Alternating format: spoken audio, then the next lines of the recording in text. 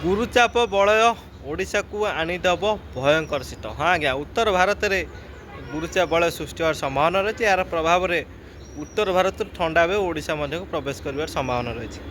मुझे के सामंत आप देखते वेदर के यूट्यूब चैनल आपन को आम चैनल को स्वागत। जदि कहबा ताले राजस्थान एवं पंजाब एवं से अंचल उत्तर भारत अंचल एक गुरुचाप बलय क्षेत्र सृष्टि होवार संभावना रही।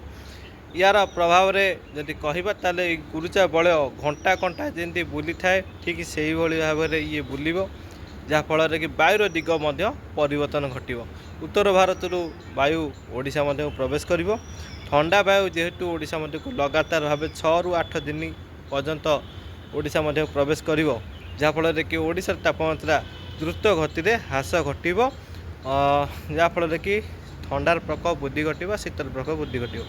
यार प्रभाव जदि कहबा ताले दीर्घ वर्षर रेकर्ड जो रही तापमात्रा ताकू मध्य भांगार संभावना रही। जेहेतु उत्तर भारत एबे विभिन्न स्थान तापमात्रा सामान्य ठारू 6 ରୁ 7 डिग्री रही किंतु ओडिशार मध्य यही वर्ष रेकर्ड भांगी 70 वर्ष रेकर्ड भांगी। तो निश्चित भाव में पुणी लगातार 6-7 दिन पर्यंत तले शीतर प्रकोप देखा मिले। तो निश्चित भाव में पुणी रेकर्ड भांग भुवनेश्वर मध्य रेकर्ड भांगी झारसुगुड़ा मध्य रेकर्ड भांगी। तो आगामी दिन जो 6-7 दिन आसूँ भयंकर शीत अनुभूत हो।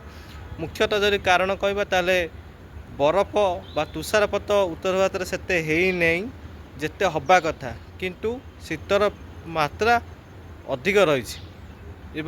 ठीक से ही ओडिशा रे मध्य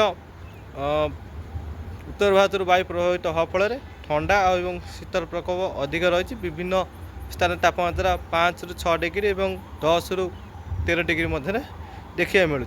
ठीक यही 6-7 दिन जो शीत यार व्यापक मात्रा प्रभावित कर उत्तर भारत सृष्टि होगा गुरुचाप बलय। ये गुरुचाप बलयर वायु दिग परिवर्तन कर ओडिशा मध्य को व्यापक मात्रा ठंडा वायु उत्तर भारत प्रवेश कर ओडिशा को जो ये भाव ता सहित जदि कहबा आगामी दिन मानकर पश्चिमा झड़ प्रभाव उत्तर भारत देखा मिल ताफल कि वर्षा रही तुषारपात रही भयंकर परिस्थिति सृष्टि हो पारे 12 तारिख ରୁ 19 तारिख मध्य उत्तर भारत में। तो से समय ओडिशार शीत टिके कमिवार संभावना रही।